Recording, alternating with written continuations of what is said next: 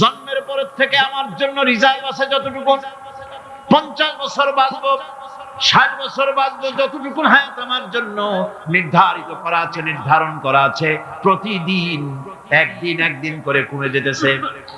এজন্য আমি বলি, আমার বাড়িতে যে ঘড়িটা আছে, এই ঘড়িটা বেলা 1টার সময় ঢং করে একটা আওয়াজ দেয়, শ্রোতাকে শুনিয়ে দেয়, বাড়িওয়ালা তোমার জীবনের মূল্যবান হায়াত থেকে 1 ঘন্টা কমাইয়া দিলাম। 2টার সময় 2টা ঘন্টা লাগায় শোনায় দিল, বান্দারে তোমার জীবনের মূল্যবান সময় থেকে 2টি ঘন্টা কমে গেল। এমনি করে দিন গেল, মাস গেল, বছর গেল, আমাদের হুঁশ হলো না। সময় চলে গেল তাস খেলে খেলে, সময় চলে গেল আমাদের খেলাধুলা করে, শয়তানি বদমাশি করে। সময় কতটুকু পেলাম? কিয়ামতের দিন, বিচারের দিনটা যেটা হবে, আল্লাহ রাব্বুল আলামিন বলেন বিচারের দিনটাই লম্বা হবে 50 আলফা সানা মিম্মা তাউদ্দুন। বিচারের দিনটা লম্বা হবে কত বছর? 50,000 বছর। কত বছর? দুনিয়ায় যেভাবে তুমি হিসাব করো, দুনিয়ার গণনা অনুযায়ী হাসরের বিচারের দিনটা হবে 50,000 বছরের মতো লম্বা। এক কিতাবে দেখেছি, তিনি লিখেছেন হিসাব করে, কিয়ামতের ওই দিনটার হিসাবে 50,000 বছর একটা দিন লম্বা। ওই হিসাবে পৃথিবীতে যারা 60 বছর বাঁচলো, সে যেন আখিরাতে 2 মিনিট দুনিয়ায় বাঁচলো। চিন্তা করেছো? মাত্র 2 মিনিট। 60 বছর যারা হায়াত পেল, 2 মিনিট বাঁচলো।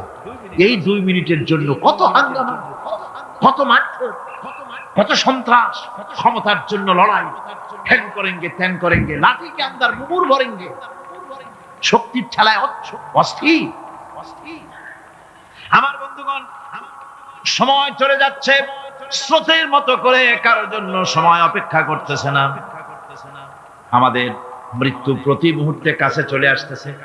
এই জন্য শায়ের বলেছেন, আগাহ আপনি মৌত সে কোই বাশার নেহি, আগাহ আপনি মৌত সে कोई बशर नहीं, सामा सो बरस के हैं पल की खबर नहीं।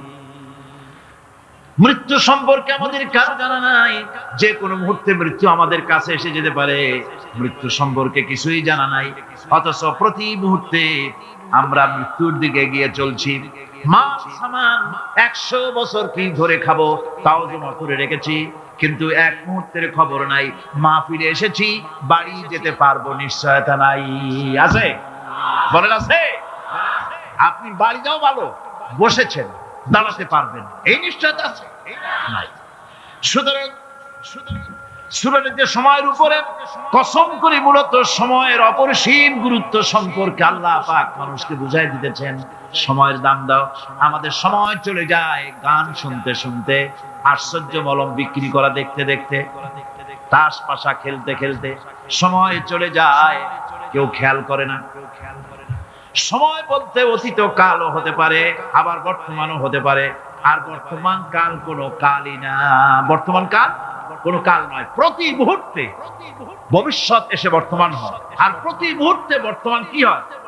অতীত হয়ে যায়। বর্তমান কাল বলে কোনো কাল নেই।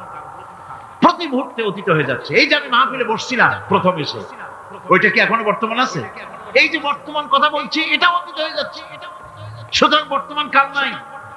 আল্লাহ পাক আল আসরের সময়ের কসম করে বলছেন। যদি আমরা চিন্তা ভাবনা করি, তাহলে আমরা লক্ষ্য করব আমাদের আসল মূলধন সময়। আসল মূলধন কি? জীবনের আসল মূলধন কি? সময়। ইমাম রাজি রহমতুল্লাহ আলাইহি এই পর্যায়ে এক বুজুর্গের ব্যক্তির কথা তিনি আলোচনা করেছেন। তিনি বলেছেন যে একটা লোক, তিনি সূরা আল আসর এর ব্যাখ্যা তিনি বুঝতেছিলেন। ব্যাখ্যাটা এই মাথার মধ্যে ঘুরপাক খাচ্ছিল। এর ব্যাখ্যা কি? একবার তিনি বাজারে ঢুকলেন, তারপরে তিনি শুনতে পেলেন বাজারের এক প্রান্ত থেকে একজন চিল্লায় বলতেছে, সেই ব্যক্তির উপরে রহম করো যার পুঁজি গলে যায়, সেই ব্যক্তির উপরে রহম করো যার পুঁজি গলে যায়। উনি চিন্তা করলেন পুঁজি এবার গলে কেমন? উনি দৌড়ে গেলেন, যায় দেখেন যে যে ব্যাটা চিল্লাচ্ছে সে হচ্ছে বরফ বিক্রেতা। কি বিক্রেতা? বরফ। এখন এই বরফ বিক্রেতা সে চিল্লায় বলতেছে, সেই ব্যক্তির পরে রহম করো যার পুঁজি কি গলে যায়, সূর্যের তাপ আর বরফ গলে যাচ্ছে। সে বোঝাতে চাচ্ছে যে আমার এই বরফটা জমাট থাকা অবস্থায় তোমরা কেউ কেনো, যেহেতু আমার পুঁজি তো এর মধ্যে আমি ইনভেস্ট করেছি। এটা যদি পানি হয়ে যায় তো পানি তো কেউ কিনবে না, এটা তো যেখানে সেখানে পাওয়া যায়। বরফ পাওয়া যায় না বলেই তো আমি বরফ কিনে আনছি। তোমরা আমার প্রতি দয়া করো, তাড়াতাড়ি করে বরফটা কিনে নিয়ে যাও। ইমাম রাজি রাহমাতুল্লাহ আলাইহি বলেন, বুজুর্গ ব্যক্তি চিৎকার মেরে বললেন, আল্লাহু আকবার, আমি কিন্তু এই বরফ বিক্রেতার ঘোষণার মধ্য দিয়ে সূরা ওয়াল আসরের তাফসীর আমি বুঝে ফেলেছি। তার মানে হলো বরফ বিক্রেতা যেভাবে বলতেছে, সেই ব্যক্তির উপরে রহম করো যার পুঁজি গলে যায়। আমারও তো একটা পুঁজি আছে, ওই পুঁজির নাম হায়াত। প্রতি মুহূর্তে আমার পুঁজি তো গলে যেতেছে, আমার পুঁজি তো গলে যায়, প্রতি মুহূর্তে কমে যেতেছে। আহারে, এই পুঁজি যে গলে গেল ধরে রাখতে পারলাম না, এজন্য কিছুই তো করতে পারি নাই। সূরা ওয়াল আসরের ভিতরে মানুষের আয়ুষ্কাল দেওয়া হয়েছে, বরফ গলে যাওয়ার মতো দ্রুত সে আয়ু কমে যাচ্ছে। একে যদি নষ্ট করে ফেলা হয়, ভুল কাজে ব্যয় করা হয়, সেটাই হচ্ছে মানুষের মূল ক্ষতি। মানুষের মূল ক্ষতি, ব্যবসায় ক্ষতিগ্রস্ত হয়েছে, এটা মূল ক্ষতি নয়। স্বাস্থ্য হারাইছে, মূল ক্ষতি নয়। রাজনীতিতে ব্যর্থ হয়েছে, মূল ক্ষতি নয়। জীবনে মন্ত্রিত্ব হারাইছে, মূল ক্ষতি নয়। মূল ক্ষতি প্রতি মুহূর্তে সময় নষ্ট হচ্ছে, এটাই মূল ক্ষতি। ভাইরা, কিয়ামতের দিন জান্নাতীদের কোনো দুঃখ থাকবে না, সকলের দুঃখ থাকবে। জান্নাতীদের কোনো দুঃখ থাকবে না? থাকবে, থাকবে। জান্নাতীদের মনের মধ্যে একটা দুঃখই থাকবে। ভালো করে শুনুন, জান্নাতীদের মনের মধ্যে একটা দুঃখই হবে। তারা মনে মনে চিন্তা করবেন, আফসোস করবেন, আহারে যদি দুনিয়ায় বসে অমুক সময় বাসে বসেছিলাম, আজে বাজে চিন্তা করেছি, বাড়ির ড্রয়িং রুমে একা একা বসে বসে আজে বাজে চিন্তা করেছি, অমুক অমুক সময় খেলাধুলায় কাটাইছি।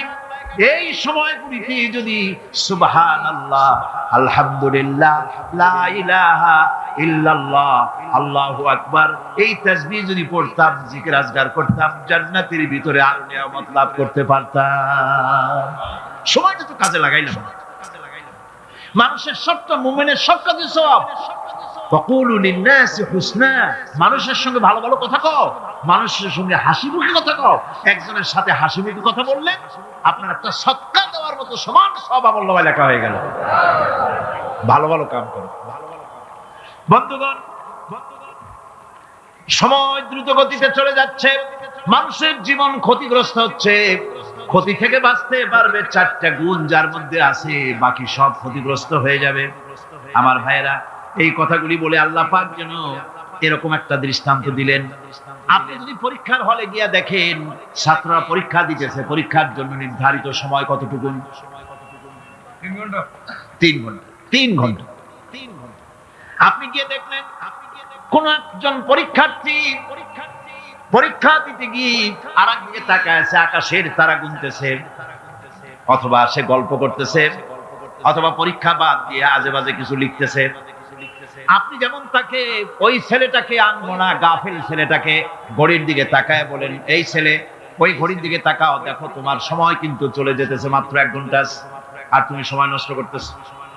আল্লাহ যেন স্নেহ পরবশে তামাম পৃথিবীর গোলামদেরকে, বান্দাদেরকে আঙ্গুল নির্দেশনা দিয়ে বলছেন, বান্দারা প্রতি মুহূর্তে তোর জীবনের মূল্যবান সময় চলে যেতেছে, প্রতি মুহূর্তে সময় যাচ্ছে।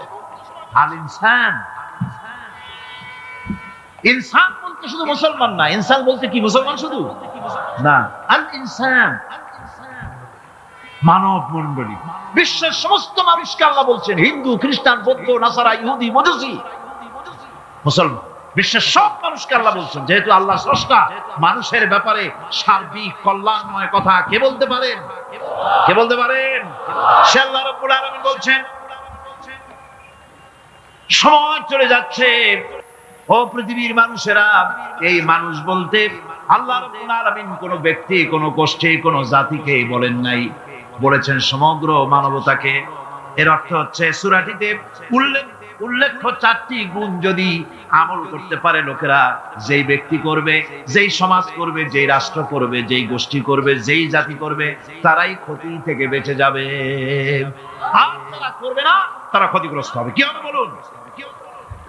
এখন আল্লাহ পাকের কথা শুনুন, আল্লাহ পাক বলছেন ওয়াল আসরি ইন্নাল ইনসানা লাফি খুসর। খুসরিন, এই যে খাসারা, এই শব্দটা হচ্ছে আবিধানিক অর্থে ক্ষতি হচ্ছে লাভের বিপরীত। লাভের বিপরীত কি? ক্ষতি। নাফা, এই নাফার বিপরীত কি? নোকসান। খাসারাটা কি? নোকসান বলা হয় পুঁজি 50,000 খাটাইছিলাম, লাভ করতে পারি নাই, পুঁজি ঠিক আছে, এটাকে বলা হয় নোকসান। এটাকে কি বলা হয়? নোকসান। কিন্তু আমি পুঁজি খাটিয়েছিলাম 50,000 টাকা, লাভ তো হয়ই নাই, পুঁজিও চলে গেছে, আমও গেছে সালাও গেছে, আম নাই সালাও নাই। এইটারে আরবিতে কি বলা হয়? খাসার। দেউলিয়া, দেউলিয়া হয়ে গেছে। দেউলিয়াটা বোঝেন ভালো আপনি, দেউলিয়া হয়ে গেছে। কোরআন লাভ বা সাফল্যের ধারণা যেমন নিছক পার্থিব নয়, সমৃদ্ধির কথা শুধু পার্থিব নয়, জন্ম থেকে শুরু করে মৃত্যু পর্যন্ত কোরআনের লাভের কথা যখন বলা হয় তখন জন্ম থেকে মৃত্যু পর্যন্ত, আখিরাত পর্যন্ত, কিয়ামত পর্যন্ত। ক্ষতিটাও জন্ম থেকে শুরু করে মৃত্যু পর্যন্ত, কিয়ামত পর্যন্ত ক্ষতিটাও। এই ক্ষতি থেকে বাঁচাবার জন্য কোরআনে কারিমে বিভিন্ন জায়গায় এই খাসারা শব্দ ব্যবহার করা হয়েছে। আল্লাহ রাব্বুল আলামিন বলছেন ওয়ামান খাফফাত মাওয়াজিনুহু ফাউলাইকাল্লাযীনা খাসিরু আনফুসাহুম বিমা কানু বিআয়াতিনা ইয়াযলিমুন। যাদের পাল্লা ভারী হবে কিয়ামতে তারাই হবে সফলকাম, আর যাদের পাল্লা হালকা হবে, নেকির পাল্লা যাদের হালকা হবে তারা হবে ক্ষতিগ্রস্ত, তারা নিজেদের ক্ষতি নিজেরাই ক্ষতি সাধনকারী হবে কিয়ামতের দিনে। কাজে মানুষের জীবনের সমুদয় কার্যাবলীর ভালো অংশ যদি খারাপ অংশের উপরে বিজয়ী হয়, তারপরে খারাপ অংশ পাওনাদারদের দিয়ে টিয়া, এরপরে যদি নেকি কিছু বাকি থাকে তাহলে বোঝা গেল লোকটা কিয়ামতে নাজাত পাবে। আর যদি ভালো কাজের উপরে খারাপ কাজ বিজয়ী হয়ে যায় আর সমস্ত পাওনাদারদেরকে পাওনা মিটাইয়া তারপরও পাপ বাকি থেকে যায়, এক চাইতে খাসারা পৃথিবীতে আকাশে জমিনে কিছু আর হবে না। এর থেকে বাঁচার জন্য আল্লাহ পাক এই খাসারা থেকে বাঁচার জন্যই মানুষকে এই কথা বলছে। এই কথা দিয়ে কোরআনে কারীমের অন্য একটি আয়াতে আরো সুন্দর করে বলা হয়েছে, যারা নাকি এই দুনিয়ার বুকে যারা নিজেদের পুঁজি খাটাইছে, জীবনের পুঁজি সুদ কামাইতে খাটালো, জীবনের পুঁজি খাটালো হারাম কামাইয়ের ভিতরে, অন্যায় কাজের ভিতরে, যারা জীবনের পুঁজিকে আল্লাহর দ্বীনের কাজে লাগাতে পারে নাই, তাদের সম্পর্কে বলা হচ্ছে হাসিরাত দুনিয়া ওয়াল আখিরাতা যালিকা হুয়াল খুসরানুল মুবিন। হাসিরাত দুনিয়া ওয়াল আখিরাত, দুনিয়াও ক্ষতিগ্রস্ত, আখিরাতেও ক্ষতিগ্রস্ত। এটা হচ্ছে তার জন্য সুস্পষ্ট ক্ষতি, এর থেকে বড় ক্ষতি আর কিছুই হতে পারে না। আল্লাহ পাক কোরআনে কারীমে অন্যত্র বলেছেন وَنُنَزِّلُ مِنَ الْقُرْآنِ مَا هُوَ شِفَاءٌ وَرَحْمَةٌ لِلْمُؤْمِنِينَ وَلَا يَزِيدُ الظَّالِمِينَ إِلَّا خَسَارًا। আমি এই কোরআন অবতরণের পরিক্রমায় এমন সব বিষয় অবতীর্ণ করেছি যা মুমিনদের জন্য নিরাময় এবং তাদের জন্য রহমত, আর জালিমদের জন্য ক্ষতি ছাড়া আর কিছুই বৃদ্ধি পায় না। জালিমদের জন্য ক্ষতি বৃদ্ধি পায়, আর যারা মুমিন তাদের জন্য এর মধ্যে নিরাময় আছে, এর মধ্যে রহমত আছে।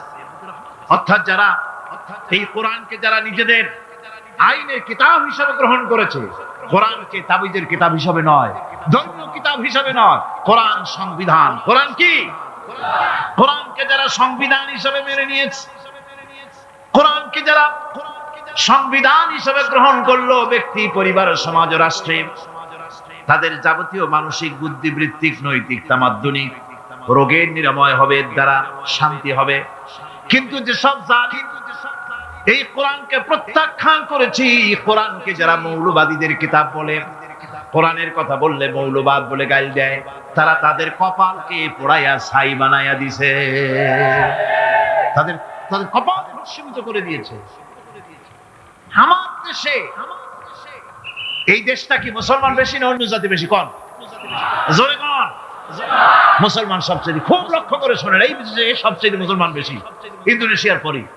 পৃথিবীর দ্বিতীয় বৃহত্তম মুসলিম দেশ হলো কোনটা? বাংলাদেশ।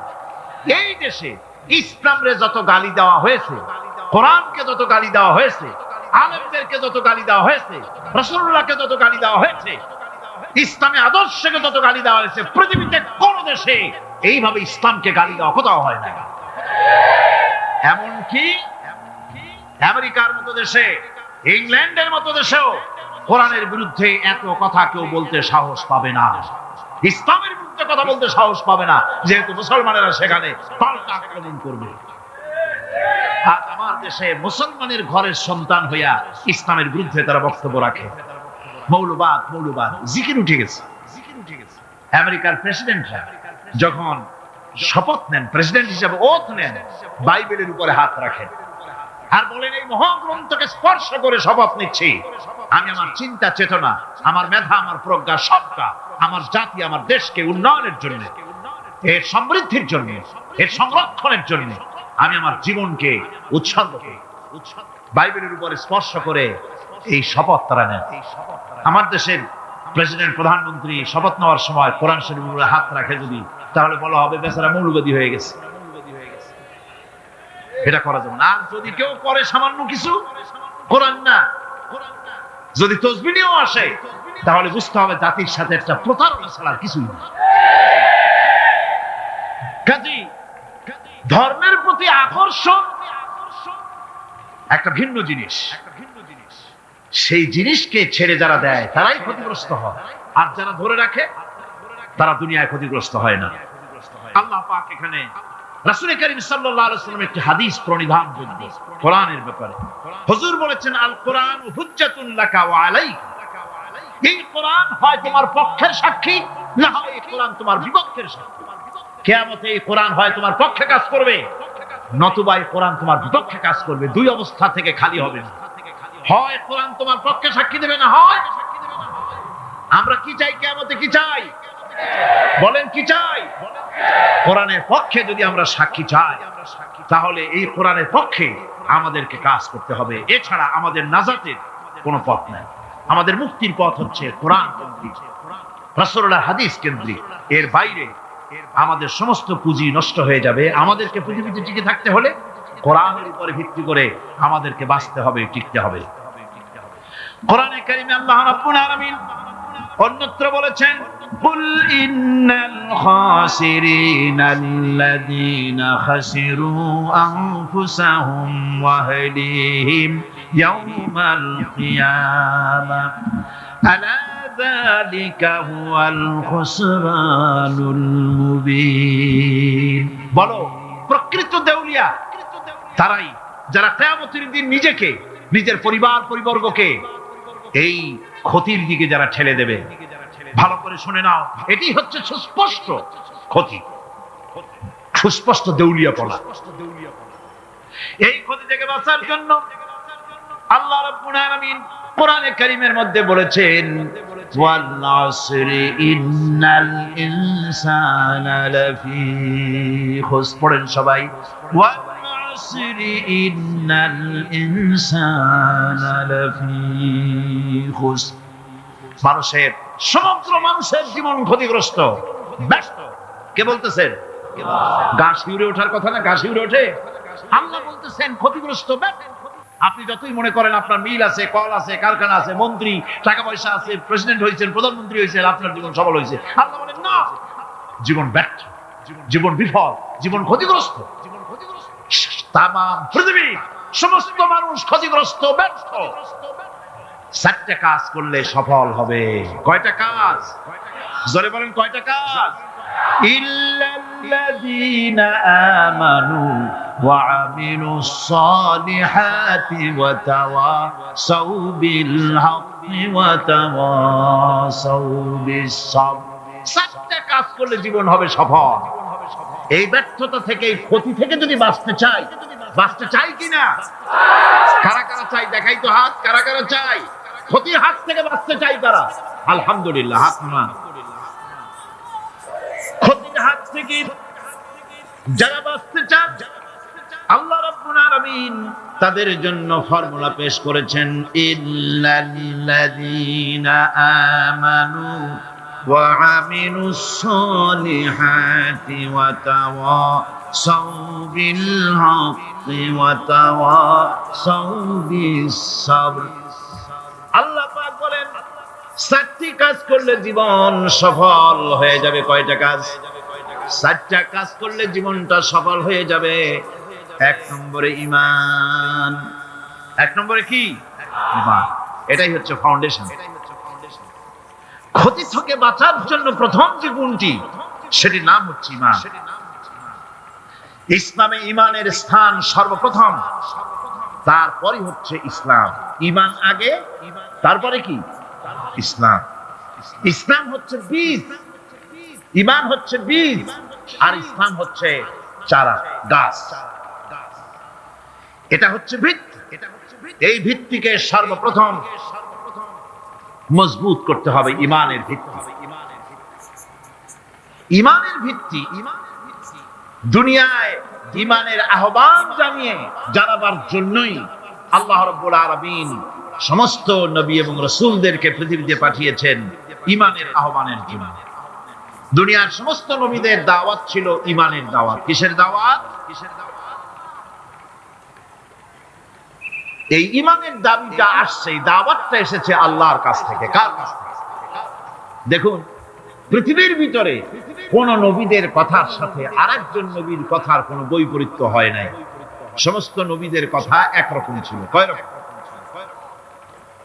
একজন নবীর সঙ্গে তার বক্তব্যের সাথে আরেকজন নবীর বক্তব্যের কোনো গুণগত মৌলিক কোনো পার্থক্য ঘটে নাই, অসঙ্গতি হয় নাই। কারণ নবীরা আম্বিয়া আলাইহিমুস সালাম নিজেরা বানিয়ে কথা রচনা করে তারা মানুষের সামনে পেশ করে নাই। সমস্ত নবীদের কাছে যত দাওয়াত এসেছে একটা অফিস থেকে এসেছে। সে অফিসটা হচ্ছে কার? আল্লাহ রাব্বুল আলামিনের। তাই দুনিয়ার সমস্ত পয়গম্বরদের দাওয়াত ছিল লা ইলাহা ইল্লাল্লাহ, লা ইলাহা ইল্লাল্লাহ, লা ইলাহা লা ইলাহা ইল্লাল্লাহ মুহাম্মাদুর রাসূলুল্লাহ। এটাই ছিল সমস্ত নবীদের দাওয়াত। কোরআনে কারীম তার ধারক এবং বাহক সম্পর্কে বলে যে তিনি যে দাওয়াত দিয়েছেন সে দাওয়াতটা হলো ঈমানের দাওয়াত। আমাদের নবী তিনি এসে যে দাওয়াত দিয়েছেন সে দাওয়াতটা কিসের? কোরআনে কারীম বলছে, রব্বানা ইন্নানা সামি'না মুনাদিয়ান ইউনাদি লিল ঈমান। হে আমাদের রব, নিশ্চয়ই আমরা এমন একজন আহ্বায়কের আহ্বান শুনেছি যিনি আমাদেরকে ঈমানের দাওয়াত দিয়েছেন। এমন কোন পয়গম্বর নাই দুনিয়ায় যিনি ঈমানের দাওয়াত দেন নাই। সকলেই ঈমানের দাওয়াত মানুষের সামনে, বিশ্ববাসীর সামনে পেশ করেছেন। কোরআনে হাকিম স্পষ্ট একটা সীমারেখা দুনিয়ার মানুষের সামনে পেশ করে পৃথিবীর মানুষগুলিকে দুটি শ্রেণীতে বিভক্ত করে দিয়েছে। একটি হচ্ছে ঈমান পোষণকারী, আরেকটি হচ্ছে অবিশ্বাসী। একটা ঈমান পোষণকারী আর একটা অবিশ্বাসী। ঈমান পোষণকারীরা সত্যশ্রয়ী, তারা হচ্ছে জ্ঞান এবং নূরের সম্পদে সমৃদ্ধ। আর তৃতীয় দলটি হচ্ছে কাফের, জালিম, মূর্খ। তারা হেদায়েতের রাস্তা তাদের জন্য অবরুদ্ধ। কোরআনে কারীম এই দুইটি দল সম্পর্কে উল্লেখ করতেছেন, মাসালুল ফারিকাইনি কাল আ'মা ওয়াল আসাম্মি ওয়াল বাসীরি ওয়াস সামিম হাল ইয়াস্তাবিয়ানি মাসালান আফালা। কোরআন শরীফ বলছে, হাল يستويان مثلا أفلا تذكرون দুইটি শ্রেণীতে আল্লাহ পাক ভাগ করে দিয়েছেন। একটা শ্রেণী হচ্ছে অন্ধ, বোবা, বধির, আরেকটি যারা শুনতে পায়, চোখে দেখতে পায়। এই দুটি কখনো এক নয়, সমান নয়। এই দুটির রাস্তা আলাদা। কাফেরের রাস্তা আর ইমানদারদের রাস্তা সম্পূর্ণ ভিন্ন। আল্লাহ রাব্বুল আলামিন ঈমান এবং কুফরের পার্থক্য বলে দেওয়ার জন্য গোটা মানব জাতির মধ্যে স্পষ্ট করে বলেছেন, লা ইকরাহা ফিদ-দীন ক্বাদ তাবায়্যানার রুশদু মিনাল গায়। দ্বীনের ব্যাপারে জোর জবরদস্তি নেই। এখানে হেদায়েতের পথ এবং গোমরাহি, হেদায়েতকে গোমরাহির পথ থেকে সম্পূর্ণ আলাদা করে দেওয়া হয়েছে। লা ইকরাহা ফিদ-দীন, দ্বীনের ব্যাপারে কোনো জোর জবরদস্তি নেই। যারা ধর্মনিরপেক্ষবাদী তারা এই আয়াতটাকে নিজেদের মতবাদকে প্রতিষ্ঠার লক্ষ্যে অনেক সময় কাজে লাগায়। দুটি আয়াতকে তারা বেশি ব্যবহার করে। একটা হচ্ছে লাকুম দীনুকুম ওয়ালিয়া দীন, আর একটা হচ্ছে লা ইকরাহা ফিদ-দীন। এই দুইটি আয়াতকে ধর্মনিরপেক্ষবাদীরা ব্যবহার করে। এই দুটির কোনটি তাদের আদর্শকে বোঝাবার লক্ষ্যে ব্যবহারের কোনো সুযোগ নাই। লা ইকরাহা ফিদ-দীন, ধর্মের ব্যাপারে কোনো বাড়াবাড়ি নাই, জোর জবরদস্তি নাই। এ কথা বলা হয়েছে এই কারণে যে কোন বিধর্মীকে, অমুসলিমকে ভয় দেখিয়ে, লোভ দেখিয়ে অথবা কোন ক্রমে কোন প্রকার চাপ সৃষ্টি করে তাকে মুসলমান বানানো যাবে না। এমনকি সূরা তওবার মধ্যে এসেছে, যুদ্ধ চলাকালীন সময়, জিহাদ চলাকালীন সময় কোন অমুসলিম যদি ইসলাম জানার জন্য তোমাদের তাঁবুতে আসে, তাহলে তুমি তাকে ইসলাম বুঝাও। ইসলাম শোনার পরে যদি মেনে নেয় ভালো কথা, আর যদি না মানে তাকে তার তাঁবু পর্যন্ত ফিরে যেতে দাও। মাঝপথে তাকে আক্রমণ করা যাবে না। ধর্মের ব্যাপারে কোনো বাড়াবাড়ি নাই। লা ইকরাহা ফিদ-দীন, এর দ্বারা ধর্মনিরপেক্ষতার কোনো কথা বোঝানো হয়নি। আর লাকুম দীনুকুম ওয়ালিয়া দীন, এটা ছিল কাফেরদের সেই বক্তব্যের প্রেক্ষিতে যেখানে কাফেররা বলেছিল মুহাম্মদ সাল্লাল্লাহু আলাইহি ওয়াসাল্লাম, আসুন আমরা এক কাজ করি, সেটা হলো ধর্ম নিয়ে আমাদের মধ্যে যে বাকবিতণ্ডা হচ্ছে, আমরা ধর্মকে 50-50 ভাগ করে কিছুদিন আমরা গিয়া আপনার আল্লাহরে সেজদা দেই, আর কিছুদিন আপনারা আমাদের মূর্তিগুলিকে প্রণাম করুন। এই প্রস্তাব যখন রাখল, আল্লাহ রাব্বুল আলামিন সূরা কাফিরুন অবতীর্ণ করে দিলেন, কুল ইয়া আইয়ুহাল কাফিরুন লা আ'বুদু মা তা'বুদুন। হে কাফেরেরা, হে অবিশ্বাসীরা, নবী আপনি বলুন, হে অবিশ্বাসীরা, তোমরা যার ইবাদত করো আমরা তার ইবাদত করি না, আবার আমরা যার ইবাদত করি তোমরাও তার ইবাদত করো না। সুতরাং লাকুম দীনুকুম ওয়ালিয়া দীন, সুতরাং তোমাদের দিন তোমাদের জন্য, আমাদের দিন আমাদের জন্য। এখানে নিরপেক্ষতার কথা বলা হয় না, এখানে পক্ষের কথা বলা হয়েছে। কিসের পক্ষ? ধর্মের পক্ষ। কিসের পক্ষ? হিন্দু, খ্রিস্টান, বৌদ্ধ, তোমরা তোমাদের ধর্মের পক্ষে থাকো। মুসলমান, তোমরা তোমাদের ধর্মের পক্ষে থাকো। ধর্মের ব্যাপারে নিরপেক্ষ হওয়ার কোনো সুযোগ নাই। আছে নাকি সুযোগ? আমি পার্লামেন্টে বলেছি এই কথা,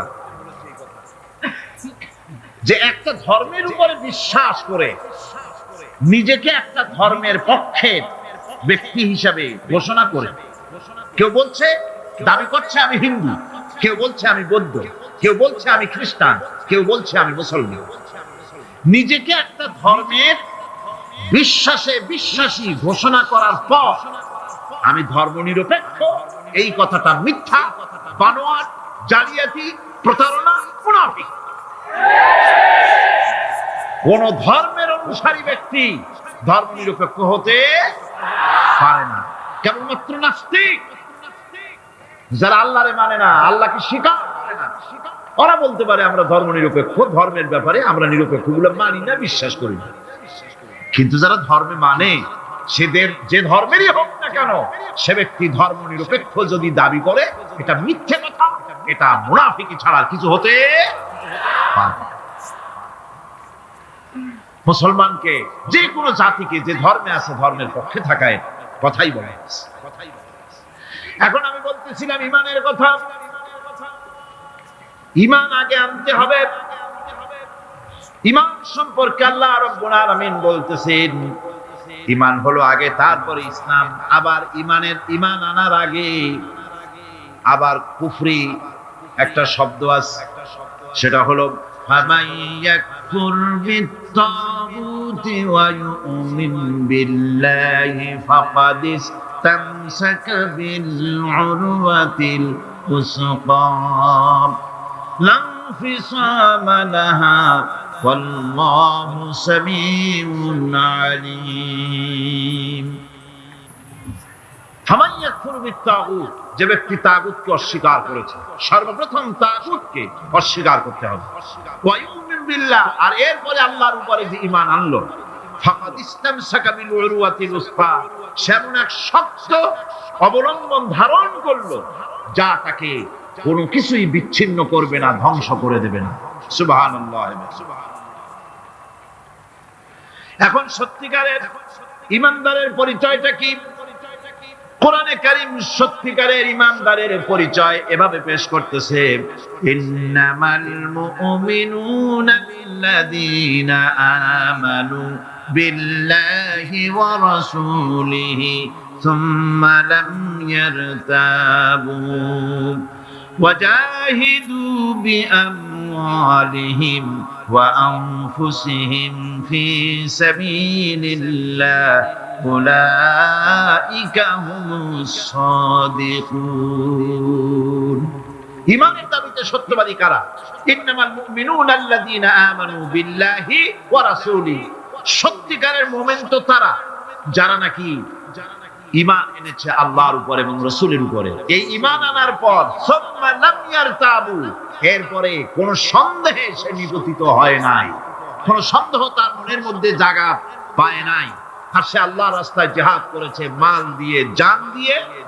উলাইকা হুমুস সাদিকুন, এরাই হলো ঈমানের দাবিতে সত্যবাদী। সুম্মা লাম ইয়ারতাবু, অতঃপর এক বিন্দু সন্দেহ মনের মধ্যে জায়গা দেয় নাই। অর্থাৎ ঈমান আনছি কার উপরে? আল্লাহর উপরে। কার উপরে? আর তার রাসূলের উপরে। আল্লাহ এবং রাসূলের উপরে ঈমান আনার পর যারা আল্লাহ এবং রাসূলের বিধান জীবনের সকল ক্ষেত্রে মানতে পারে নাই, তারাই সন্দেহে নিপতিত হয়েছে। কথা বুঝতে পেরেছেন? তাদের সন্দেহ এই কোরআন মানুষের জীবন, তার সম্পদ, তার রাজনীতি, তার অর্থনীতি পরিচালনা করতে পারে না। সেই জন্য ধর্মের ব্যাপারে কোরআন মানি, ধর্মের ব্যাপারে নামাজ আর রোজা মানি, কিন্তু রাজনীতিতে ধর্ম মানি না। এটাই হলো। ইচ্ছে করলে সবাইকে করে দিতে পারতাম, তাহলে তিনি করলেন না কেন? এর কারণ হচ্ছে আল্লাহ তাআলা মানুষকে করেছেন সব থেকে শ্রেষ্ঠ সৃষ্টি। সৃষ্টির সেরা কারা? জোরে বলেন। আচ্ছা, সৃষ্টির সেরাই মানুষ হলো কি করে? মানুষ কি পাখির মতো উড়তে পারে? মানুষ কি চিতাবাঘের মতো দৌড়াতে পারে? মানুষ কি মাছের মতো সাঁতরাতে পারে? মানুষ কি বাঘের মতো ক্ষিপ্রতা, সিংহের মতো হিংস্রতা, সাপের মতো ক্রুদ্ধতা এগুলি মানুষের মধ্যে কি আছে? নাই। তাহলে মানুষ সৃষ্টির সেরা হলো কিভাবে? বলতে পারেন? সৃষ্টির সেরা হয়েছে তার জ্ঞানের কারণে। আল্লাহ তাআলা চাঁদ সূর্যকে যেভাবে বাধ্য করেছেন তার হুকুম মানার জন্য, আমাদেরকে আল্লাহ তাআলা এভাবে হুকুম মানতে বাধ্য করেন নাই। কোরআন শরীফে আল্লাহ তাআলা বলেছেন, ওয়ালাকাদ কাররামনা বানি আদম। আল্লাহ তাআলা বলেন, আদম সন্তানকে আমি সম্মানিত করেছি। চাঁদ, সূর্য, গ্রহ, নক্ষত্র, সৌররাজি, নবমণ্ডল, ভূমণ্ডল সবকিছু আল্লাহর আইন মানতে বাধ্য না বাধ্য নয়? আল্লাহ তাআলা কোরআনে কারীমে বলেছেন, আফা গায়রা দীনিল্লাহি ইয়াবগুন ওয়া লাহু আসলামা মান ফিস সামাওয়াতি ওয়াল আরদি তাওআন ওয়া কারহা। আফা গায়রা দীনিল্লাহি ইয়াবগুন, তোরা কি আল্লাহর দেওয়া জীবন ব্যবস্থাকে ছেড়ে দিয়ে অন্যের তৈরি করা মতবাদ গ্রহণ করতে চাও? ওয়ালাহু আসলামা মান ফিস সামাওয়াতি, অথচ আকাশে যা আছে জমিনে যা আছে সব কিছু তার আনুগত্যের মস্তককে আমার সামনে নত করে দিয়েছে। সুবহানাল্লাহ। চাঁদ এবং সূর্য, সূর্যের কোনো ক্ষমতা নাই। রাত এখন বাংলাদেশে 8:40, রাত, সূর্যের কোনো ক্ষমতা নাই এখন বাংলাদেশে সে উদিত হয়। রাতের অধিকারকে সূর্য ক্ষুণ্ণ করতে পারে না, সূর্যের অধিকারকে চন্দ্র ক্ষুণ্ণ করতে পারে না। লাশ-শামসু ইয়ানবাগী লাহা আন তুদরিকাল কামারা ওয়ালাল লাইলু সাবিকুন নাহার ওয়া কুল্লুন ফি ফালাকিন ইয়াসবাহুন। আকাশে জমিনে যা কিছু আছে সব আল্লাহর হুকুম মেনে চলছে, কেউ কাউকে অতিক্রম করতে পারে না। তাহলে আমরা বুঝলাম চাঁদ সূর্য হুকুম মানে কার? জোরে বলেন। এই যে গাছগুলি, চতুর্দিকে যত গাছপালা আপনারা দেখতে পান, সুবরি গাছে নারকেল হবে না, নারকেল গাছে তাল হবে না, বেল গাছে জাম হবে না, আম গাছে লিচু হবে না। ওয়ালান তাজিদা লিসুন্নাতিল্লাহি তাবদীলা। আল্লাহ তাআলা বলছেন আমার ল অফ নেচার, প্রকৃতির আইনের ভেতরে কোনো পরিবর্তন হবে না, আমার আইন তারা মানতে বাধ্য। কেবলমাত্র মানুষ, কেবলমাত্র মানুষ। আমি তোমাদেরকে সম্মানিত করেছি, সেই জন্য আমি তোমাকে আইন মানতে বাধ্য করি নাই। কোরআন শরীফে আল্লাহ পাক বলছেন ইচ্ছে করলে কুফরি করতে পারো, ইচ্ছে করলে ঈমান আনতে পারো, ইচ্ছে করলে মুমিনও হতে পারো, ইচ্ছা করলে কুফরিও করতে পারো। এটা তোমার ইচ্ছার উপরে ছেড়ে দিয়েছে। কারণ কাত্তাবাইয়ানার রুশদু মিনাল গাই, হক আর বাতিল দুইটাকে আমি আলাদা করে দেখিয়ে দিয়েছি। আসহাবুল ইয়ামিন, আসহাবুশ শিমাল, ডানপন্থী আর বামপন্থী দুইটা দল আমি দেখাই দিয়েছি। ডান দিকে আর এটা বোঝার জন্য বিবেক দিয়েছি। কি দিয়েছি বলেন? বিবেক। বিবেক আছে আমাদের? আছে কিনা? বিবেক দিয়েছি বোঝার জন্য। ডান দিকে যারা যাবে, এই ডান দিকের নেতৃত্ব দিবে নবীরা, আর নবীরা ডানপন্থীদেরকে সাথে নিয়ে চলে যাবে কোথায়? আল্লাহর জান্নাতে। আর যারা বামপন্থী তাদের নেতৃত্ব দেবে শয়তান। কে দেবে নেতৃত্ব? আমি বুঝি না মুসলমানেরা কেমনে বামপন্থী হয়। আমাদের দেশে কিছু মুসলমান আছে নামধারী, নাম মুসলমানের, কিন্তু নিজেদের পরিচয় দেয় তারা বামপন্থী। আছেন এরকম?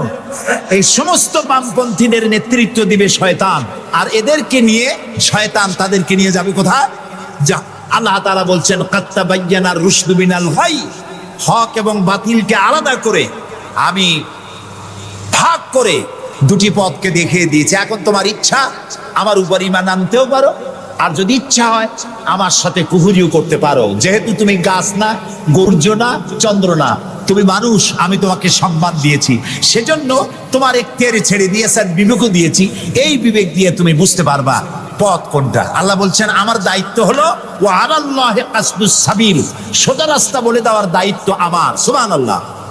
আমি বলে দিয়েছি সোজা রাস্তা কোনটি। আল্লাহ তাআলা বলেন সূরা ইব্রাহিমের মধ্যে আলিফ লাম রা কিতাবুন আনজালনাহু ইলাইকা লিতুখরিজান নাসা মিনাজ যুলুমাতি ইলান নূর। আল্লাহ তাআলা বলেন হে নবী, আমি আপনার উপর একখানা কিতাব অবতীর্ণ করলাম। এটা একটি কিতাব নাজিল করলাম এই জন্য লিতুখরিজান নাসা মিনাজ যুলুমাতি ইলান নূর, যাতে করে আপনি মানব মণ্ডলীকে অন্ধকার সমূহ থেকে আলোর দিকে নিয়ে আসতে পারেন। লক্ষ্য করুন কথা আল্লাহ, আমি কার কথা শোনাচ্ছি? অন্ধকার সমূহ থেকে আলোর দিকে নিয়ে আসতে পারেন। ওলামারা যারা আলেম তারা বুঝবেন, কোরআন শরীফে আল্লাহ তাআলা অন্ধকারের কথা যত জায়গায় বলেছেন বহু বচনে বলেছেন, এক বচনে বলেন নাই। আর আলোর কথা যখন বলেছেন তখন এক বচনে বলেছেন, বহু বচনে বলেন নাই। নূরের বহু বচন হলো আনোয়ার, এই শব্দটি কোরআন শরীফের মধ্যে নাই। আল্লাহ এখানে কি বলছেন? আমি আপনার উপরে কিতাব অবতীর্ণ করলাম এই জন্য, যাতে করে আপনি মানব মণ্ডলীকে অন্ধকার সমূহ থেকে আলোর দিকে আনতে পারেন। অন্ধকার সমূহ কি? অন্ধকার সমূহ হচ্ছে মানব রচিত যত মতবাদ, এ সবগুলো কি বলেন সবাই? অন্ধকার। আর ইসলাম হলো আলো। অন্ধকারের অনেক রূপ হয়, আলোর রূপ হয় মাত্র, বলেন কয়টা হয়? দেখুন, অঙ্ক যেদিন পরীক্ষা হয়, ম্যাট্রিক হোক আর দাখিল পরীক্ষা হোক, অঙ্কের যে পরীক্ষাটা যেদিন হয়, সেদিন অঙ্ক পরীক্ষা দিতে গিয়ে যাদের অঙ্ক ভুল হয় তাদের ফলাফল একরকম হয় না বহু রকম হয়? ভুল যা হয় কয় রকম হয়? আর অঙ্ক যাদের রাইট হয় তাদের কয় রকম হয়? একরকম। তাহলে এর দ্বারা কি বোঝা যায়? সত্যের রূপ একটা আর ভুলের রূপ অনেকগুলো। এই জন্য আলোর রূপ একটা, অন্ধকারের রূপ অনেক। যেমন বিদ্যুতের আলো, কেরোসিনের আলো, হেজাকের আলো, চাঁদের আলো, সূর্যের আলো, যত রকমের আলো আছে সব আলোর রূপ একটাই, কিন্তু অন্ধকারের রূপ বিভিন্নতর। সবে কাজেবের এক রকমের অন্ধকার, অমাবস্যার আর এক রকমের অন্ধকার, রাতের আধারের আর এক রকম অন্ধকার, মেঘাচ্ছন্ন হওয়ার আর এক রকম অন্ধকার, কুয়াশাচ্ছন্ন হওয়ার আর এক রকম অন্ধকার, দরজা জানালা ভেন্টিলেটর সব বন্ধ করে দেওয়ার আর এক রকমের অন্ধকার। অন্ধকারের রূপ অনেক আর আলোর রূপ একটা। আল্লাহ বলছেন কোরআন এই জন্য নাজিল করেছিলি তুখরিজান নাসা মিনাজ জুলুমাতি ইলান নূর, মানুষের তৈরি করা যত মতবাদ সব অন্ধকার, আর ইসলাম হচ্ছে আলো। আল ইসলাম নূর, ইসলাম হচ্ছে আলো। আলোর রূপ একটা। আলোর রূপ কয়টা? আল্লাহ তাআলা বলছেন ওয়া আলাল্লাহি কাসদুস সাবিল, আমি সোজা রাস্তা বলে দেব, যেখানে আছে অসংখ্য বাঁকা পথ, সেই সোজা রাস্তার নাম কি বলতে পারবেন?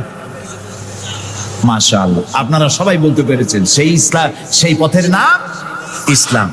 এই ইসলামের পথ প্রদর্শক ছিলেন আল্লাহর নবীরা। দুনিয়ায় যত নবী আল্লাহ পাঠিয়েছেন সমস্ত নবীরা হচ্ছেন ইসলামের পথ প্রদর্শক।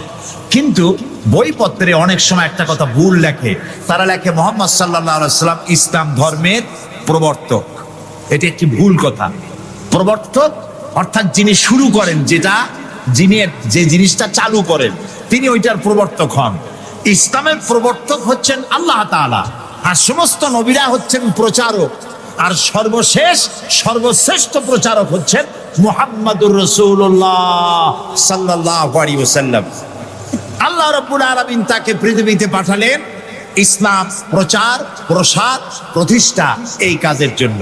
আল্লাহ তাআলা তাকে পাঠালেন এবং তাকে সর্বাধিক মর্যাদা দিলেন। এত বড় মর্যাদা আল্লাহ তাআলা পৃথিবীতে আর কারো দেন নাই। সুবহানাল্লাহ। কোরআনে কারীমের মধ্যে আমরা দেখতে পাই আল্লাহ রাব্বুল আলামিন যখনই কোন নবীকে ডাকার দরকার বোধ করেছেন, তিনি নাম ধরে ধরে রেখেছেন। তিনি বলেছেন ইয়া আদম, ইয়া জাকারিয়া, ইয়া ইব্রাহিম, ইয়া ঈসা, ইয়া মূসা। গোটা কোরআন শরীফ তন্ন তন্ন করে যদি তালাশ করা যায়, কোরআন শরীফের ভিতরে কোথাও ইয়া মুহাম্মদ এই শব্দটি, এই বাক্যটি কোথাও পাওয়া যাবে না। আল্লাহ তাআলা তার রাসূলকে মুহাম্মদ সাল্লাল্লাহু আলাইহি সাল্লামকে কোরআনে কারিমে কোথাও নাম ধরে ডাকেন নাই। কেন ডাকেন নাই? তাকে মর্যাদা দিয়েছেন। সুবহানাল্লাহ বলুন। আল্লাহ রাব্বুল আলামিন নিজে তো নাম ধরে ডাকেনি নাই, বরং কোরআনে কারিমে আল্লাহ রাব্বুল আলামিন বলেছেন, ও পৃথিবীর মানুষেরা, আমার নবীকে তোমরাও যেন পরস্পরকে যেভাবে নাম ধরে ডাকাডাকি করো, আমার নবীকে তোমরা সেভাবে নাম ধরে ডাকবে না। আল্লাহ নিষেধ করে দিয়েছেন। কোরআনে কারীমের মধ্যে আল্লাহ তাআলা তাকে নাম ধরে ডাকেন নাই এবং তার মর্যাদা সমস্ত নবীদের চাইতে বেশি দিয়েছেন। পৃথিবীতে যত নবী এলেন, সমস্ত নবীরা এসেছেন যার যার এলাকার উপরে ভিত্তি করে, ভাষার উপরে ভিত্তি করে, গোত্রের উপরে ভিত্তি করে। মুহাম্মদ সাল্লাল্লাহু আলাইহি সাল্লাম শুধু আরবি ভাষাভাষীদের নবী ছিলেন না, শুধুমাত্র মক্কার এবং মদিনার নবী ছিলেন না, তিনি বিশ্ব নবী। বলুন তো কি নবী? আল্লাহ রাব্বুল আলামিন কোরআনে কারীমের মধ্যে বলেছেন, কুল ইয়া আইয়ুহান নাসু ইন্নী রাসূলুল্লাহি ইলাইকুম জামিআ। আল্লাহ তাআলা বলেন, হে নবী আপনি বলুন, ও পৃথিবীর মানব মণ্ডলী, আমি আল্লাহর পক্ষ থেকে তোমাদের সকলের জন্য আমি রসুল হয়ে এসেছি। কিয়ামত পর্যন্ত এই পৃথিবীতে যত মানুষ আসবে সমস্ত মানুষের জন্য রসুল বলেছেন, শুধু মানুষের জেদ নয়, আল্লাহর সমস্ত সৃষ্টি জগতের জন্য আল্লাহ তাআলা আমাকে রসুল করে পাঠিয়েছেন। সুবহানাল্লাহ। নবী করিম সাল্লাল্লাহু আলাইহি সাল্লাম পৃথিবীতে এলেন এবং আল্লাহ তাআলা তাকে এই সম্মান দিয়ে, মর্যাদা দিয়ে পৃথিবীতে কেন পাঠালেন? সূরা ফাতহার মধ্যে আল্লাহ তাআলা বলছেন, هو الذي أرسل رسوله بالهدى ودين الحق ليظهره على الدين كله وكفى بالله شهيدا। আল্লাহ তাআলা বলেন যে তিনি আল্লাহ, যিনি তার রাসূলকে দ্বীনে হক আর সত্যের বিধান সহকারে পৃথিবীতে পাঠিয়েছেন। কেন? লিইউযহিরাহু আলা দ্বীনি কুল্লিহি, যাতে করে তিনি মানুষের তৈরি করা সকল মতবাদের উপরে ইসলামকে বিজয়ী করে দিতে পারেন। এই জন্য আল্লাহ তাআলা রাসূলকে এই পৃথিবীতে পাঠিয়েছেন। সুবহানাল্লাহ। রাসূলুল্লাহ পৃথিবীতে আসলেন এবং তিনি চরিত্র দিয়ে, যুদ্ধ করে নয়, ইসলাম প্রচার করেছেন কি দিয়ে বলেন? তরবারি দিয়ে নয়। ইসলাম মানে শান্তি, শান্তির ধর্ম। ইসলাম কিসের ধর্ম? শান্তির ধর্ম। মুসলমান কারা? যারা শান্তি প্রতিষ্ঠা করে তারাই। আর আল্লাহর এক নাম হচ্ছে সালাম। আল্লাহর এক নাম কি বলেন সবাই?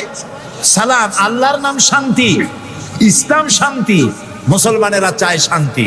সেই শান্তি প্রতিষ্ঠার জন্য মুহাম্মদ সাল্লাল্লাহু আলাইহি সাল্লাম তরবারি দিয়ে ইসলাম আনেন নাই, তিনি ইসলাম এনেছেন তার অনুপম চরিত্র মাধুর্য দিয়ে, ব্যবহার দিয়ে, দিন প্রচার করে তার মাধ্যমে জনগণকে ইসলামের মধ্যে এনেছেন। কথা উঠতে পারে তাহলে যুদ্ধগুলো হলো কেন? বদর, ওহদ, হুনাইন, তাবুক, এগুলো ইয়ারমুক, কেন এই যুদ্ধগুলো হলো? এসব যুদ্ধ ছিল ডিফেন্সিভ। পৃথিবীর কোন ঐতিহাসিক কোন ব্যক্তি বলতে পারবে না যে মুহাম্মদ সাল্লাল্লাহু আলাইহি সাল্লাম সর্বপ্রথম আক্রমণকারী হয়েছেন কোন যুদ্ধে। বলতে পারবে কেউ? বলতে পারবে? তিনি তা করেননি। যখন আক্রান্ত হয়েছেন তখন তিনি প্রতিরক্ষামূলক যুদ্ধ করেছেন, আক্রমণাত্মক যুদ্ধ রাসূলুল্লাহ তার জীবনেও করেননি। সুবহানাল্লাহ। চরিত্র দিয়ে তিনি দুনিয়াকে বিজয় করেছেন। পৃথিবীতে যত নেতা আছে সমস্ত নেতাদের চরিত্র তো দুই রকম হয়। নেতাদের চরিত্র কয় রকম হয়? দুই রকম। একটা হয় পার্সোনাল ক্যারেক্টার, আর একটা হয় পাবলিক ক্যারেক্টার। একটা হয় জনগণকে দেখানোর, আর একটা হয় ব্যক্তিগত। রাসূলুল্লাহর চরিত্র এরকম দুই রকম ছিল না। একটু মাথা খাটায় চিন্তা করেন, পৃথিবীতে কোন নেতা আছেন যিনি জনগণের সামনে দাঁড়িয়ে বলতে পারবেন আমি ছাত্র জীবনে যা করেছি, যৌবনে যা করেছি, রাজনৈতিক নেতা হিসাবে গোপনে গোপনে যা করি, এসব কথাগুলি মানুষের কাছে, আমার দলের কাছে, দেশবাসীর কাছে খুলে বলে দাও, এরকম বলতে পারবে কেউ? একজনও পারবে না। যদি বলে তাহলে সব সর্বনাশ। এই পৃথিবীতে একমাত্র নেতা জনাবে মুহাম্মদুর রাসূলুল্লাহ সাল্লাল্লাহু আলাইহি ওয়াসাল্লাম। তিনি বলেছেন, ও আমার সাহাবীরা, ও আমার স্ত্রীরা, দিনের আলোতে আর রাতের আধারে আমার ভিতরে তোমরা যে আচরণ আমার দেখতে পাও, আমার ওঠা বসা, আমার চলাফেরা, আমার আচার আচরণ, যা কিছু আমার ভিতরে দেখতে পাও সবগুলি খুলে খুলে মানুষের সামনে বলে দাও। সুবহানাল্লাহ। রাসূলুল্লাহর চরিত্রের সার্টিফিকেট, তার আখলাক কেমন, এটা জানার জন্য হযরত আয়েশার কাছে কয়েকজন সাহাবী প্রশ্ন করেছিলেন, মা, রাসূলুল্লাহর কাছে বেশি সময় কাটাবার সুযোগ আপনি পান, তার ইনস এন্ড আউট আপনি ভালো করে জানেন, বলুন তো তার আখলাক কেমন, তার চরিত্র কেমন? মা আয়েশা বললেন, তোমরা কি কোরআন পড়েছো? বললেন, হ্যাঁ কোরআন পড়েছি। কোরআন কি বোঝো? হ্যাঁ কোরআন বুঝি। হযরত আয়েশা বলেন, কোরআন যদি পড়ে থাকো, কোরআন যদি বুঝে থাকো, রাসূলের চরিত্র আমার কাছে জানার কোনো দরকার নাই। যেটা কোরআন তোমরা পড়েছো কোরআনের বাস্তব নমুনা যদি দেখতে চাও আল্লাহর নবীর দিকে তাকায়া দেখো। তার চরিত্র হলো কোরআন। রাসূলুল্লাহর চরিত্র কি? কোরআন। রাসূলুল্লাহর নবুয়তের 23 বছরের জীবনে যা আছে 30 পারা কোরআনে তাই আছে। 30 পারা কোরআনে যা আছে রাসূলুল্লাহর 23 বছরের নবুয়তের জীবনে তাই আছে। বড় করে বলেন সুবহানাল্লাহ। এই ছিল রাসূলের জীবন, তার চরিত্র সম্পর্কে আল্লাহ তাআলা বলছেন, ওয়া ইন্নাকা লাআলা খুলুকিন আযীম। হে নবী, আপনি উন্নত চরিত্রের উপরে প্রতিষ্ঠিত। আল্লাহ বলতেছেন। কে বলতেছেন? আল্লাহ বলতেছেন আপনি উন্নত চরিত্রের উপরে প্রতিষ্ঠিত। সুবহানাল্লাহ। এবং আমাদেরকে বলা হচ্ছে, আমাদেরকে, কাদেরকে? সারা দুনিয়ার মুসলমানদেরকে বলা হচ্ছে, লাকাদ কানা লাকুম ফি রাসূলিল্লাহি উসওয়াতুন হাসানা। গ্রহণযোগ্য মহত্তম আদর্শ তোমাদের জন্য আদর্শ রয়েছে তোমাদের রাসূলের মধ্যে। আমরা উল্টা কাজ করি। আমরা ইসলামরে চিনি পীর সাহেবরে দিয়া, মৌলানা সাহেবরে দিয়া, হুজুররে দিয়া ইসলাম বুঝতে চেষ্টা করি। এটা উল্টা কাম। আসলে ইসলাম দিয়া, কোরআন দিয়া, হাদিস দিয়া পীর সাহেবকে যাচাই করা উচিত, কোরআন হাদিস মতো উনি আছেন কিনা। হুজুর সাহেব, মৌলানা সাহেব, নেতা সাহেব কোরআন হাদিস অনুযায়ী আছে কিনা, ওই ব্যারোমিটার দিয়েই বাছাই এবং যাচাই করা উচিত। কিন্তু তা না করে আমরা উল্টাটা করি, যার জন্য আমরা প্রতারিত হই। এই জন্য রাসূল হচ্ছেন আমাদের নেতা হিসাবে শ্রেষ্ঠ নেতা। তার থেকে বড় নেতা আকাশের নিচে জমিনের উপরে কেউ নাই। তাকেই গ্রহণ করতে হবে। দেখুন, চরিত্রের উন্নত সার্টিফিকেট দিতে পারে একজন পুরুষের জন্য। কে দিতে পারে? তার স্ত্রী। সব থেকে কে পারে? স্ত্রী বলতে পারে এই পুরুষটি কেমন। আর একজন স্ত্রী তার স্বামীর জন্য সব করতে পারে, জীবনটাও বিলাই দিতে পারে, কিন্তু সহজে স্বামীর বিশ্বাস যেটা সেটার উপরে ঈমান আনা এটি সহজ কথা নয়। যত পীর সাহেবরা আছেন বাইরে মুরিদ বানাতে আসেন, জিজ্ঞেস করা উচিত, হুজুর আপনার বউ আপনার কাছে মুরিদ হয়েছে কিনা?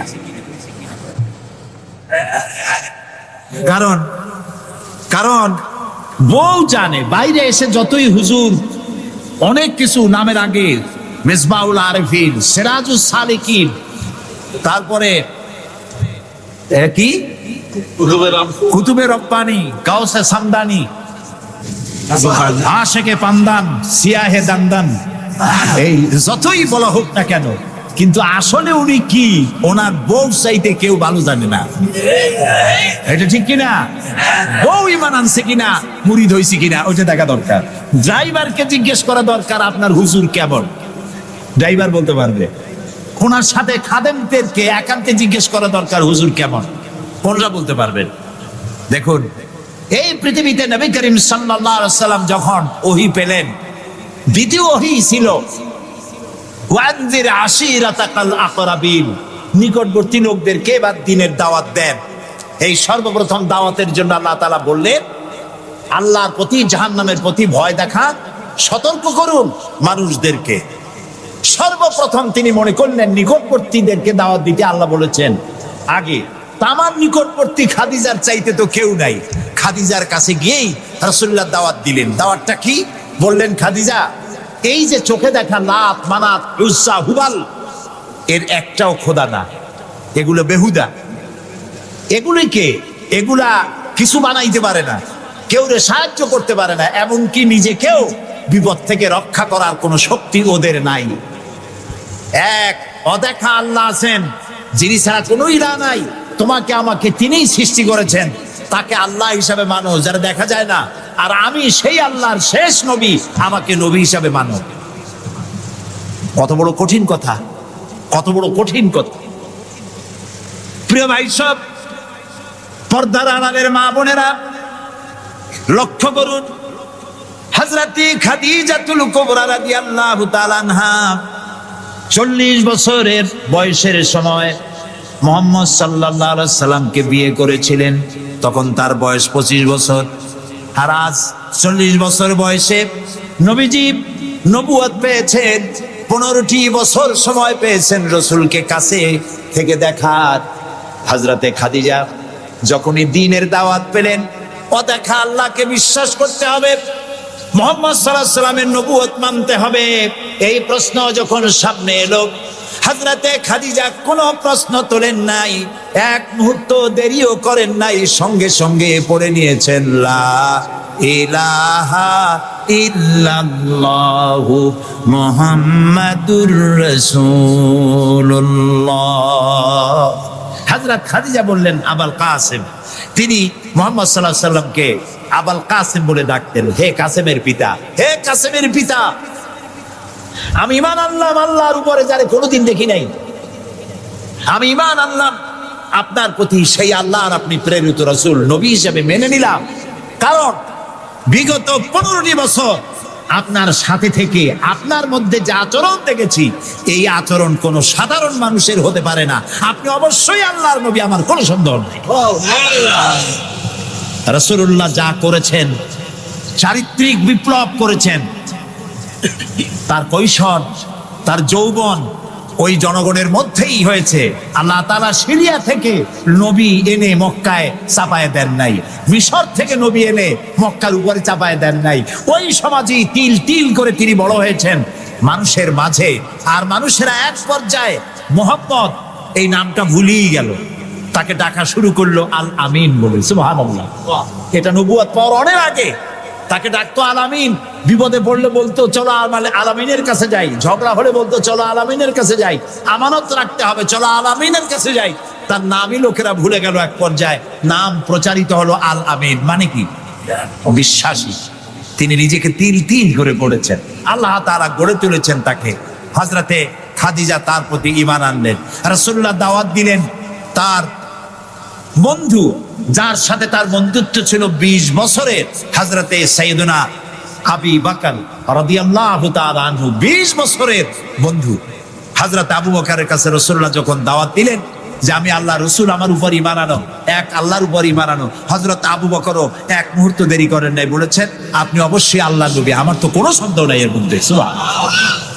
রাসূল পাক সাল্লাল্লাহু আলাইহি সাল্লাম এই মক্কি জিন্দেগিতে মানুষদেরকে তৈরি করলেন আল্লাহর ইচ্ছা মাফিক। তিনি দাওয়াত দিলেন একটি, তিনি বললেন ইয়া আইয়ুহান নাস কুলু লা ইলাহা ইল্লাল্লাহ তুফলিহু, হে মানব সকল পড়ো তোমরা লা ইলাহা ইল্লাল্লাহ, জোরে পড়েন লা ইলাহা ইল্লাল্লাহ, লা ইলাহা ইল্লাল্লাহ।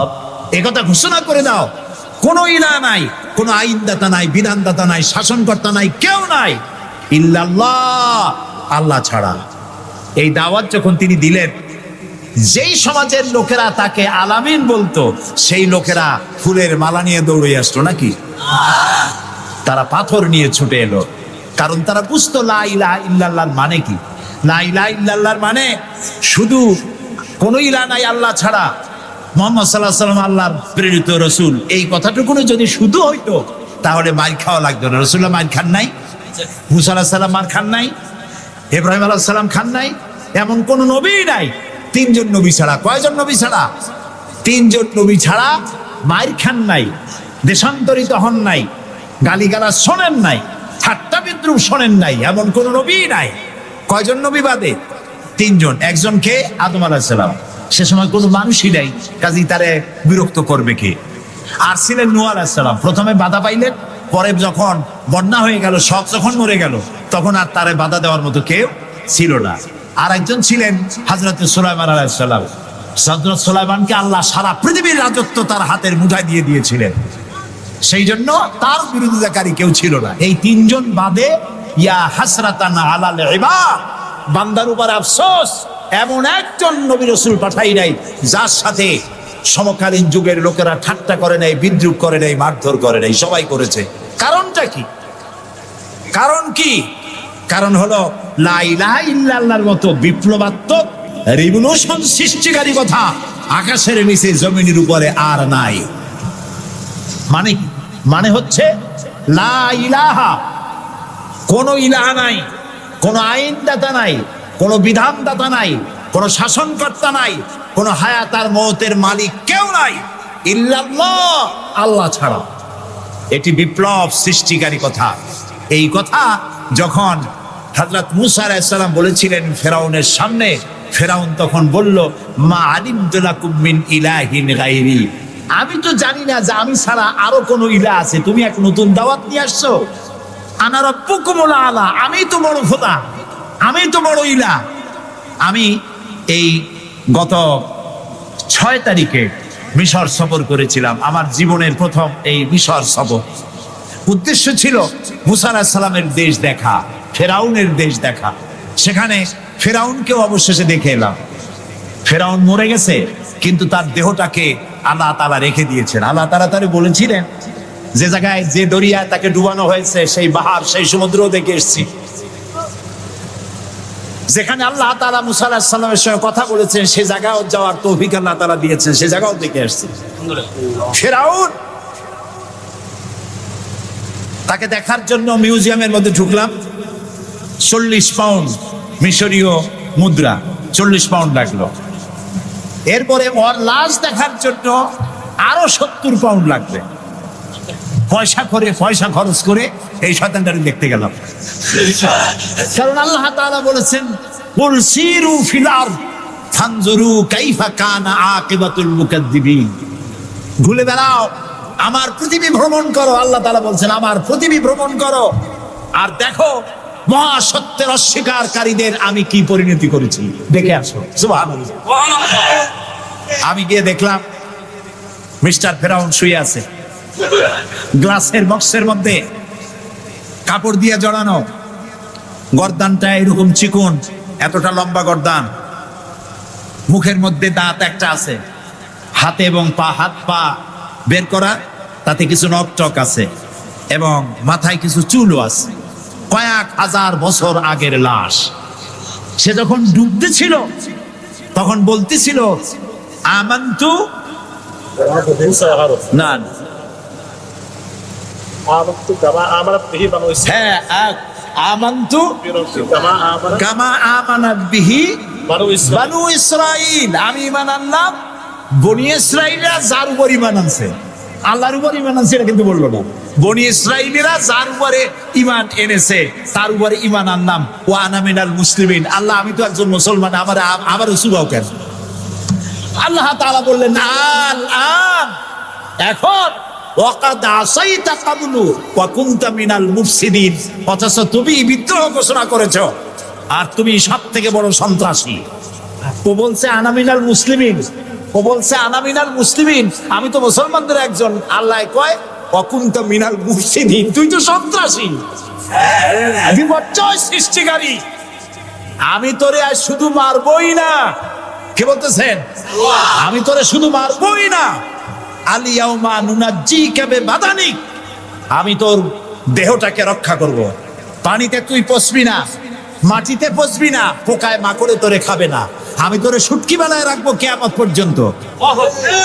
এই জন্য শুটকি বানায় রাখবো, পৃথিবীতে যত ফেরাও তোর মতো পৃথিবীতে আসবে তোরে দেখে যেন শিক্ষা গ্রহণ করতে পারে। আল্লাহ তাআলা ওরে শুটকি বানায় রাখছে। তারপরে দেখলাম বহায়রা কারুন অস্বীকার করেছিল মূসা আলাইহিস সালামকে। তার বিশাল সম্পদ, 55,000 একর জমির উপরে ছিল তার বাড়িঘর আর সম্পদ, আহরিত সম্পদ। তার সিন্ধুকের চাবিগুলি বহন করত শত শত উটে। এখন চিন্তা করেন কত সম্পদের মালিক। মূসা আলাইহিস সালাম যখন তার কাছে যাকাতের দাবি করলেন, ঈমানের দাবি করলেন, তখন মূসা আলাইহিস সালামের উপরে বহতান, তাকে লাঞ্ছিত করলো, তাকে দুর্নাম অপবাদ দিল। মূসা আলাইহিস সালাম আল্লাহর কাছে গজব চাইলেন, আল্লাহ তাআলা তারে গজব দিলেন। 55,000 একর সম্পত্তি, বাড়িঘর, আর সে নিজে শুদ্ধ মাটির নিচে আল্লাহ ফরজ করে দিলেন। এখন বিরাট হ্রদে পরিণত হয়ে গেছে। তারপরে যখন আমি দাঁড়ালাম দেখতে পেলাম সমুদ্রের মতো কোনো কুল কিনারা নাই, কোনো কুল কিনারা নাই। তার সম্পদ শুদ্ধ আল্লাহ তাআলা রেখেছেন। আল্লাহ তাআলা বলছেন, পৃথিবী ঘোরো আর দেখো মহাসত্যের অস্বীকারীদেরকে কি ধরনের শাস্তি দিয়েছি, দেখে আসো। সুবহানাল্লাহ। এই ফেরাউনের কাছে যখন মুসা আলাইহিস সালাম বললেন, ঈমান আনো আমার উপরে, আল্লাহর উপর ঈমান আনো, সে কয় মা আলিমতু লাকুম মিন ইলাহিন গায়রি, আমি তো জানি না আমি ছাড়া আরো কোন ইলাহ আছে, আমি তো ইলাহ। তুমি যদি আমাকে ছাড়া কাউকে ইলাহ মানো, লা আজআলান্নাকা মিনাল মাসজুদিন, আমি তোমাকে কারারুদ্ধ করে রাখবো। মুসা আলাইহিস সালাম কয়, তুই কারে জেলের ভয় খাও? আমি তো আল্লাহর পয়গম্বর, আমি তো তোমার জেলের পরোয়া করি না। সুবহানাল্লাহি ওয়া বিহামদিহি। মুসা আলাইহিস সালামকে কে পাঠাইছে ফেরাউনের কাছে? কে পাঠাইছে? আল্লাহ তাআলা নিজে পাঠাইছেন। আল্লাহ তাআলা বলছেন, হে মুসা, আমি তোমাকে আমার জন্য বানাইছি। সুবহানাল্লাহ। ওয়া নাখতারতুকা ফাসতামি' লিমা ইউহা। এখন শোনো আমি তোমারে কি বলি। ইযহাব ইলা ফিরআউনা ইন্নাহু তাগা। ফেরাউনের কাছে যাও, সে সীমা লঙ্ঘন করেছে, তার কাছে দ্বীনের দাওয়াত দাও। মুসা আলাইহিস সালাম বলেন, আল্লাহ আমি তো কথা বলতে কি একটু তোতলা ভাব, আমি তো কথা ভালো করে বলতে পারি না। রব্বিশরাহ লি সাদরি ওয়া ইয়াসসির লি আমরি ওয়াহলুল উকদাতাম মিন লিসানি ইয়াফকাহু কাওলি। আল্লাহ তাআলা আমার সিনাটারে খুলে দাও, আমার বক্তব্যকে স্পষ্ট করে দাও, আমি যা বলি তা যেন মানুষ বোঝে সুযোগ করে দাও। হারুন আখিসদুদ বিহি আজরি ওয়া আশরিকহু ফি আমরি, আর আমার ভাই হারুনকে আমার সহযোগী করে দাও। সুবহানাল্লাহ বিহামদিহি। তিনি আল্লাহর দাওয়াত দিলেন। এই দাওয়াত দিতে গিয়ে হযরত মুসা আক্রান্ত হয়েছেন, ইব্রাহিম আলাইহিস সালাম আক্রান্ত হয়েছেন, নবী করিম সাল্লাল্লাহু আলাইহি সাল্লাম আক্রান্ত হয়েছেন। আবু জাহেল, আবু লাহাব, উতবা, শাইবা, মুগীরা সবাই মিলে বলেছে আবু তালেবের কাছে মুহাম্মদ সাল্লাল্লাহু আলাইহি সাল্লামকে বলুন যেন লা ইলাহা ইল্লাল্লাহর দাওয়াতটা না দেয়। এই দাওয়াতটা যদি না দেয়, যত বড় সুন্দরী মেয়ে পছন্দ করবেন তার সাথে বিয়ে দিয়ে দেব। টাকা চাই, সোনা চাই, সব নেতৃত্ব চাই, তাও দেব। আল্লাহর নবীর কাছে এই প্রস্তাব যখন এলো, নবীজি বললেন, আমার চাচা আপনি ওদেরকে শোনায় দেন, ওদের পক্ষে যেটা দেওয়া সম্ভব সেটা তো দেওয়া দূরের কথা, যেটা দেওয়া সম্ভব নয় তাও যদি ওরা আমাকে দিতে পারেন, আকাশের সূর্যটা এনে যদি আমার ডান হাতে উঠায় দেয়, আর আকাশের পূর্ণিমার চাঁদটা যদি আমার বাম হাতে উঠায় দেয়, এর বিনিময়ে আমি মুহাম্মদুর রাসূলুল্লাহ সাল্লাল্লাহু আলাইহি ওয়াসাল্লাম এক মুহূর্তের জন্য তাওহীদের দাওয়াতকে বন্ধ করে দেব না। নবী করিম সাল্লাল্লাহু আলাইহি ওয়াসাল্লাম মক্কি জিন্দেগিতে মানুষের কাছে কালেমার দাওয়াত পৌঁছালেন। আর মূল লক্ষ্য হচ্ছে পৃথিবী কার? বলেন পৃথিবী কার? আইন চলবে কার? আল্লাহর। সেই আইন প্রতিষ্ঠা করার জন্য একা একা করা যাবে না, একটা জনগোষ্ঠী তৈরি করা দরকার, একটা দক্ষ জনশক্তি তৈরি করা দরকার, যারা দেশ পরিচালনায় যোগ্য। এরকম লোক রাসূলুল্লাহ মক্কির জীবনে 13 বছরে দক্ষ একটা জনগোষ্ঠী তৈরি করে ফেললেন। সুবহানাল্লাহ। দেখছেন দক্ষ কারে কয়? আবু বকর, ওমর, ওসমান, আলী, খাব্বাব, খুবাইব, আমের, তালহা, জুবাইর, আবু উবাইদা ইবনুল জাররাহ রিদওয়ানুল্লাহি তাআলা আলাইহিম আজমাইন। এই সব লোক তৈরি হয়ে গেল। এই সব লোক তৈরি হয়ে যাওয়ার পর যে উদ্দেশ্যে রাসূলকে পাঠানো হয়েছিল সেই উদ্দেশ্য এখন কার্যকরী হচ্ছে। আমরা তো উল্টোপাল্টা কাম করি। 12ই রবিউল আউয়াল আসলেই পতাকা দিয়ে রাজধানী সাজাই। 12ই রবিউল আউয়াল আসলেই বিরাট একটা মিছিল, কোন একজন লোককে সামনে রাখা, তারপর একটা মিছিল শুরু হয়ে গেল। তোমপে লাখো সালাম, কতগুলা পতাকা নিয়ে লাখো সালাম দিলাম, হাজার হাজার গাড়ি নিলাম, লোকজন নিলাম। এরপরে এক জায়গায় বসে নবী সালাম আলাইকা, ইয়া রাসূল সালাম আলাইকা, গরম গরম জিলাপি। রবিউল আউয়াল শেষ, রাসূলুল্লাহর মহব্বতও শেষ। বিশ্বাস করুন, এই সমস্ত জিনিস দিয়ে মূল টার্গেট থেকে মুসলমানদেরকে সরিয়ে দেওয়া হচ্ছে। আপনারা আমাকে জবাব দেন, যারা এই সব কাজ করে তারা বলে রাসূলুল্লাহর ভালোবাসায় করি। আপনি কি পারবেন রাসূলুল্লাহর লাখো সাহাবীদের মধ্যে একজন সাহাবীও রাসূলুল্লাহকে যে ভালোবাসা দিয়েছেন, পৃথিবীর সব মুসলমান একত্রিত হয়ে অতটা ভালোবাসা কেউ কি দিতে পারবে? পারবে? এবার বলেন, সাহাবীরা এরকম কোন মিছিল করেছেন রাসূলুল্লাহর জন্মদিনে? তার জন্মদিবস পালন করেছেন? করেন নাই। যেটা হাদিসে নাই আমরা তা করতে পারি না। যে মিলাদ এখন পড়া হয়, যে সিস্টেমে পড়ানো হয়, একত্রিত হয়ে যায় নবী সালাম আলাইকা, রাসূল সালাম আলাইকা, সাহাবীরা এরকম করেন নাই। তাবিঈনরা করেন নাই, তাবিঈনরা করেন নাই। মিলাদের এই সিস্টেম চালু হয়েছে রাসূলের ইন্তেকালের অন্তত 600 বছর পর। ফাইনা তাযহাবুন, কোথায় চলছি আমরা?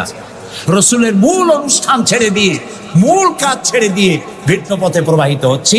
আমাদেরকে বিভিন্ন শব্দের মার প্যাচে সিরাতুন নবী করব না মিলাদুন নবী করব, মিলাদ পড়বো তো দাঁড়ায় পড়বো না বসে পড়বো, এই সমস্ত চক্করের মধ্যে ভালাই দিয়া টার্গেটে যাওয়ার পথের থেকে আমাদেরকে বাধাগ্রস্ত করা হচ্ছে।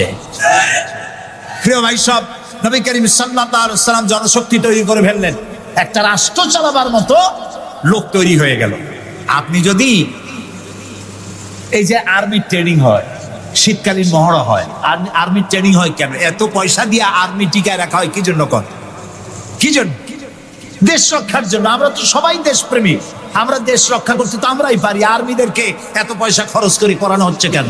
এই জন্য করানো হচ্ছে, যখন যুদ্ধ বাঁধবে তখন আপনি অস্ত্র চালাইতে পারবেন না, অস্ত্র চালাবার মতো যোগ্যতা সম্পন্ন লোক গভর্নমেন্ট তৈরি করে, প্রতিরক্ষা বাহিনী তৈরি করে, যাতে করে কোন দেশ আমার স্বাধীন ভূমির উপরে আঘাত করতে না পারে। সেই জন্য এখন এটাকে পরিচালনার জন্য ট্রেনিং দেওয়া হয়। মুসলমানদেরকে আল্লাহ তাআলা কোরআনের মাধ্যমে, ইসলামের মাধ্যমে, হাদিসের মাধ্যমে তাদেরকে ট্রেনিং দেওয়া হয়। জমিন আল্লাহর, আইন চলবে আল্লাহ। আইনের ইমপ্লিমেন্টের জন্য, সে আইন প্রয়োগ করার জন্য দক্ষ যোগ্য জনশক্তি প্রয়োজন। রাসূলুল্লাহ নিজের সোহবত দিয়ে ধন্য করেছেন সাহাবায়ে কেরামদেরকে, তাদেরকে তৈরি করতে সক্ষম হয়েছেন। 13 বছর চলে যাওয়ার পর আল্লাহ পাক তাকে হিজরত করার অর্ডার করলেন। এবার রাসূলুল্লাহ মদিনায় চলে আসলেন। মদিনায় এসে ইসলামী রাষ্ট্রের ঘোষণা দিলেন। সুবহানাল্লাহ। এবার রাসূলুল্লাহ প্রেসিডেন্ট, এবার রাসূলুল্লাহ কি প্রেসিডেন্ট, রাষ্ট্রপতি। আর তার সংবিধান হলো কোরআন। সংবিধান কি? কোরআন। কোরআনের আইন চালু করে দিলেন। তিনি রাষ্ট্রপ্রধান হলেন। সমাজ থেকে চুরি, ডাকাতি, জিনা, ব্যভিচার, হত্যা, ধর্ষণ সব দূরীভূত হয়ে গেল। আজ মানুষ দরজা খুলে ঘুমাবার সুযোগ পেয়ে গেল। নবী করিম সাল্লাল্লাহু আলাইহি ওয়াসাল্লাম ঘোষণা করলেন, খায়রুল কুরুনি কারনি, সর্বশ্রেষ্ঠ যুগ হলো আমার যুগ। রাসূলের যুগ হলো শ্রেষ্ঠ যুগ। সমাজ থেকে চুরি ডাকাতি নির্মূল হয়ে গেল কোরআনের আইন চলার কারণে। যারা বিরোধিতা করছিল তারাও দেখলো যে মুহাম্মদ সাল্লাল্লাহু আলাইহি ওয়াসাল্লামের সাথে আমরা খামোখাই বিরোধিতা করেছি, উনি তো আমাদের বিরোধী লোক না, উনি তো আমাদের ধর্মের বিরুদ্ধে লোক না, উনি তো দেশে আইন দিয়েছেন এমন যে আইনের মাধ্যমে মানুষ তার নিজের ধর্ম পালন করতে পারে, চুরি করে না, ডাকাতি করে না, মানুষ খাবার পায়, পরার পায়, থাকার পায়, সবকিছুর গ্যারান্টি পেয়েছে। আল্লাহ তাআলা তখন একটি সূরা নাজিল করলেন। আল্লাহ তাআলা সূরা নাসর নাজিল করলেন, ইযা জাআ নাসরুল্লাহি ওয়াল ফাত ওয়া রাআইতান নাসা ইয়াদখুলুনা ফি দীনিল্লাহি আফওয়াজা। আল্লাহ তাআলা বলেন, যখন আল্লাহর পক্ষ থেকে বিজয় আসবে, আল্লাহর সাহায্য যখন আসবে, তখন দেখতে পাবে দলে দলে লোকেরা ইসলামে প্রবেশ করছে।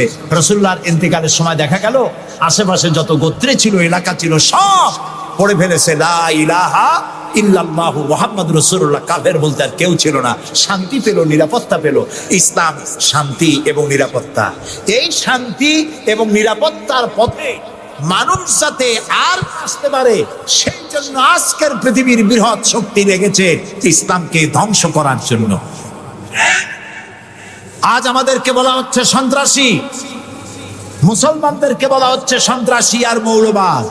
আপনারা বলেন বাংলাদেশের মতো এত শান্তি আর কোথায় আছে বলেন?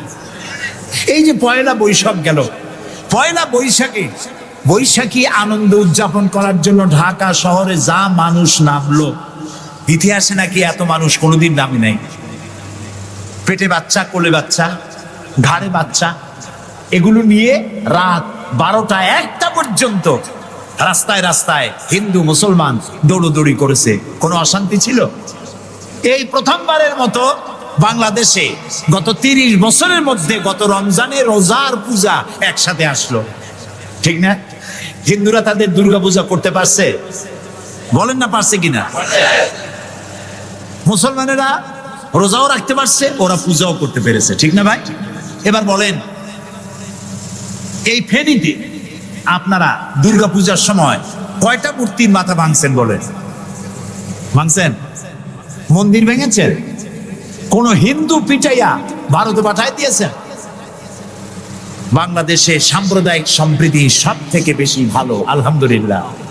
কিন্তু আমাদের দেশে চিহ্নিত একটি মহল দেশে বিদেশে অনবরত বাংলাদেশের বিরুদ্ধে বলে বেড়াচ্ছে এখানে সাম্প্রদায়িক সম্প্রীতি নাই,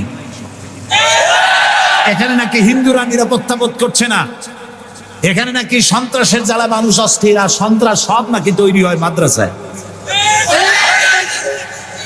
এরা মাদ্রাসা বিরোধী, মাদ্রাসা ওদের সহ্য হয় না। প্রিয় ভাই সব, এটাই জন্য আমাদেরকে যে কথার থেকে এই পর্যন্ত এসছি, আমাদের বলা হচ্ছে সন্ত্রাসী, মৌলবাদী। বাংলাদেশে সন্ত্রাসী এটি একটি গল্প, আন্তর্জাতিক সন্ত্রাসের সাথে বাংলাদেশের কোনো সম্পর্ক নাই, আলহামদুলিল্লাহ। আমরা আমেরিকাকে বলতে চাই, অভিশপ্ত ইহুদিরা প্রত্যেক দিন প্যালেস্টাইনি মুসলমানদেরকে হত্যা করছে, এটা কি সন্ত্রাসী তৎপরতা নয়? ইহুদিরা প্রতিদিন তাদের বুলডোজার দিয়ে ফিলিস্তিনের মুসলমানদের বাড়ি ঘর বুলডোজার দিয়ে মাটির সাথে গুড়িয়ে দিচ্ছে, এটা কি সন্ত্রাসী তৎপরতা নয়? সেই অভিশপ্ত ইহুদি জাতির প্রধানমন্ত্রী শ্যারন, তারে বুশ বলছেন তিনি নাকি শান্তির পায়রা। তা আমি বলেছি, শ্যারন যদি হয় শান্তির পায়রা, তাহলে পৃথিবীতে অশান্তির শকুনের নাম কি?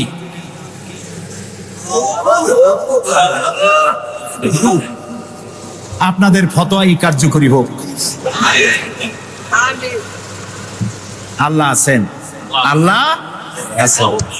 ও তো ভালো, ফেরাউন ওর থেকে শক্তিশালী ছিল, নমরুদ ওর থেকে শক্তিশালী ছিল। ফেরাউনের সুবাইয়া আল্লাহ শেষ করছে, নমরুদের জুতা দিয়ে পিটাই আল্লাহ বিদায় করে দিছে, ঠিক না? সে আল্লাহ আছে কিনা জোরে বলেন, আছে। তবে ওয়ামাকারু ওয়ামাকারাল্লাহ ওয়াল্লাহু খায়রুল মাকিরিন। আল্লাহ কৌশল, আল্লাহ সব থেকে বড় কৌশলী। ও বলতেছে মুসলমান শেষ করে দেবে, কলে কলে সব শেষ করবে, মুসলমান ইসলামের রাষ্ট্র শেষ করে দেবে। আল্লাহ তাআলা তার ঘরের মধ্যে মুসা আলাইহিস সালামের মারার চেষ্টা করছিল না ফেরাউন? একটা পুরুষও বাঁচতে দেবে না, সব মেয়ে লোক জিন্দা রাখবো, মেয়ে লোক সব মারি ফেলবো, এরকম বলছিল না? সেই টাকায় আল্লাহ মুসারে বানাইছেন কিনা? লালিত পালিত করছেন কোথায়? ফেরাউনের ঘরের মধ্যে। যে বুশ দুনিয়া থেকে ইসলাম আর মুসলিমদেরকে মিটাতে চান, সেই বুশের ঘরের মধ্যে আল্লাহ তাআলা ইসলাম ঢুকাই দিছে। উনি লাগছেন ইসলামের শিকল কাটার জন্য, মেয়ে লোকরে মসজিদের ইমামতি করার জন্য। কারা কি করতেছে আমরা বুঝি, আমরা ভাত খাই। আমার জাতি মদ খাইয়া চোখ লাল করে না, আল্লাহর মেহেরবানি। তোমার জাতি করে।